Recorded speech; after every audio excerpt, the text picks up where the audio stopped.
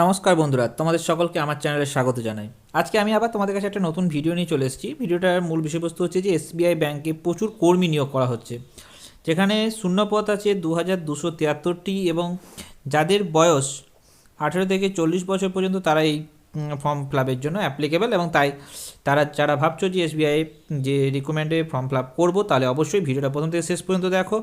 অবশ্যই তোমাদের সব কিছু আমি তুলে ধরবো।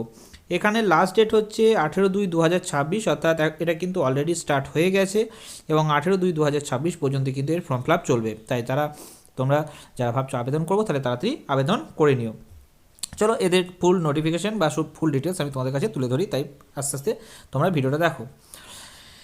এসবিআই পদে যে নিয়োগ করা হচ্ছে, এসবিআই পদে টোটাল পোস্ট হচ্ছে 2273টি এবং এটা হচ্ছে সিবিও পদে, সার্কেল বেসড অফিসার পদে এখানে নিয়োগ করা হচ্ছে। এখানে অলরেডি কিন্তু এটা 29/1/2026 থেকে কিন্তু স্টার্ট হয়ে গেছে এবং এই 18/2/2026 পর্যন্ত কিন্তু ফর্ম ফিল আপ চলবে। এর অফিসিয়াল ওয়েবসাইট হচ্ছে www.sbi.bank.in। এই ওয়েবসাইটে গিয়ে তোমরা ভিজিট করতে পারো এবং সেখান থেকে তোমরা এদের অফিসিয়াল যে নোটিফিকেশান সেটা তোমরা ডাউনলোড করতে পারো এবং সেখান থেকে কিন্তু তোমাদের অ্যাপ্লাই করতে হবে। এখানে তোমাদের যে পোস্টটা রয়েছে সেই পোস্টটা হচ্ছে যে সার্কেল বেসড অফিসার, যেখানে টোটাল রয়েছে 2273টি পোস্ট এবং এখানের মধ্যে 2050টি হচ্ছে রেগুলার পোস্ট এবং 223টি হচ্ছে ব্যাকলগ পোস্ট। এখানকার যে অ্যাডভার্টাইজমেন্ট নাম্বার, অর্থাৎ তুমি যে SBI.bank.in যে ওয়েবসাইটে যাবে, সেখান থেকে তোমাকে কিন্তু এই নোটিফিকেশান বা অ্যাডভার্টাইজমেন্ট নাম্বারটাতে গিয়ে কিন্তু তোমাকে ক্লিক করতে হবে। তাই এই নাম্বারটা তোমরা কিন্তু একটু ভালো করে দেখে রেখো। এরপরে যেটা স্যালারি, এদের স্যালারি আছে যে তোমার 48,000 থেকে 48,500 থেকে প্রায় 86,000 পর্যন্ত পার মান্থ। এবং এর জন্য কি কোয়ালিফিকেশান লাগে না, গ্র্যাজুয়েট হলেই হবে, যে কোনো স্ট্রিমে বা হলেই কিন্তু তোমার গ্র্যাজুয়েশন থাকলে কিন্তু তোমার এই ফর্মটা ফিল আপ করতে পারবে। এর এজ লিমিটটা ফার্স্ট আমি তোমাদের বললাম 21 থেকে 40 বছর, কিন্তু 21 থেকে 30 বছর হচ্ছে নর্মাল অর্থাৎ জেনারেলদের জন্য। বাকি হচ্ছে যে আমাদের SC/ST ক্যাটাগরি যেটা রিজার্ভেশন থাকে সেটার জন্য আলাদা কিন্তু ইয়ার্স যে বাড়ানো হয় সেটা কিন্তু আছে।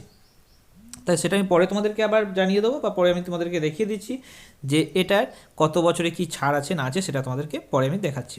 দেখো, এখানে অলরেডি এটা স্টার্ট হয়ে গেছে এবং এর লাস্ট ডেট হচ্ছে 18/2/2026 এবং এদের অফিসিয়াল ওয়েবসাইট দেখতেই পাচ্ছ যে SBI.bank.in। এখানে কিন্তু তোমার যেতে হবে এবং সেখান থেকে কেরিয়ারে গিয়ে তোমার এই নোটিফিকেশানটা পেয়ে যাবে।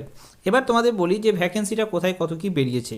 দেখো, এখানে সব ভ্যাকেন্সি দেওয়া আছে। আমি কলকাতাটা আমি তোমাদেরকে দেখাচ্ছি। কলকাতাতে টোটাল পোস্ট হচ্ছে 242টি এবং বাকি আরও কিন্তু স্টেটে আছে, সেগুলো তোমরা দেখতে পারো। জাস্ট আমি কলকাতাটা তোমাদের দেখাচ্ছি, 242টি পোস্ট আছে এখানে।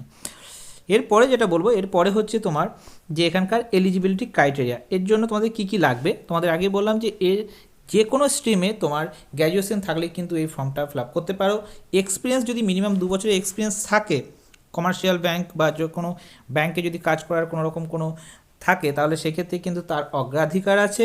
এবং এখানে স্যালারি যেটা হবে, স্যালারিটা তোমার 9.5 লাখ টাকা অর্থাৎ 9.5 লাখ পার ইয়ার, কিন্তু এমনি নর্মাল স্যালারি কিন্তু 48,500 থেকে শুরু হবে। তার সঙ্গে কিন্তু এখানে যেটা স্যালারির ক্ষেত্রে যেটা বলে রাখি যে তোমার এখানে কিন্তু DA, HRA এইসবগুলো কিন্তু আলাদা করে কিন্তু এলিজিবল আছে। তাই SBI যেগুলো পাওয়া যায় সেগুলো কিন্তু অলরেডি পাওয়া যাবে। আর তার সঙ্গে কিন্তু স্যালারি স্টার্ট হচ্ছে 48,480 থেকে, অর্থাৎ বেসিক পেই কিন্তু এদের 48,480। এরপরে যেটা বলা হচ্ছে এজ লিমিট হচ্ছে 31/12/2025 সাল অনুযায়ী এখানে মিনিমাম এজ হচ্ছে 21 বছর এবং ম্যাক্সিমাম এজ হচ্ছে 30 বছর। যদিও বা এজ রিল্যাক্সেশন পাওয়া যাবে, এখানে দেখতেই পাচ্ছ যে SC/STদের জন্য 5 বছর এবং OBC যাদের জন্য তাদের জন্য হচ্ছে 3 বছর এবং PWD ক্যাটাগরির জন্য SC/STদের জন্য 15 বছরের ছাড় এবং OBCদের PWD এর জন্য তোমার 13 বছরের ছাড় পাওয়া যাবে। তাছাড়াও কিন্তু এজ রিল্যাক্সেশন PWD এর জন্য যাদের জেনারেল এবং EWS ক্যাটাগরির জন্য তাদের কিন্তু 10 বছরের ছাড় এখানে পাওয়া যাবে। এবার আসছে কি এক্স সার্ভিসম্যান যদি কেউ হয়ে থাকে তাহলে তাদের ক্ষেত্রে কিন্তু 5 বছরের ছাড় দেওয়া যাবে এখানে, অর্থাৎ 5 বছরের ছাড় দেওয়া হচ্ছে। এখানকার অ্যাপ্লিকেশন ফিটা বলি যে এখানকার অ্যাপ্লিকেশন ফি কিন্তু অন্যান্য ব্যাংকের তুলনায় মোটামুটিভাবে একটু কম। এখানে জেনারেল, EWS এবং OBCদের জন্য 750 টাকা করে নেওয়া হবে, কিন্তু SC/ST এবং PWD ক্যাটাগরির জন্য সম্পূর্ণ ফ্রি। অর্থাৎ কি না, এখানে জেনারেল এবং ইডাব্লিউএস এবং ওবিসিদের জন্য 750 টাকা করে নেওয়া হবে। এবার কি, এই যে যদি একবার ফি কিন্তু তোমার যদি কোনো কারণে পেমেন্ট হয়ে যায়, তাহলে সেক্ষেত্রে কিন্তু তোমার সেটা কিন্তু নন রিফান্ডেবল। তাই তোমরা কিন্তু যখন করবে তখন কেয়ারফুলি কিন্তু ফর্মটা ফিল আপ করার চেষ্টা করবে এবং যাতে ভুল না হয়, তাই তোমরা কিন্তু একটু সেই দিকে নজর রাখবে।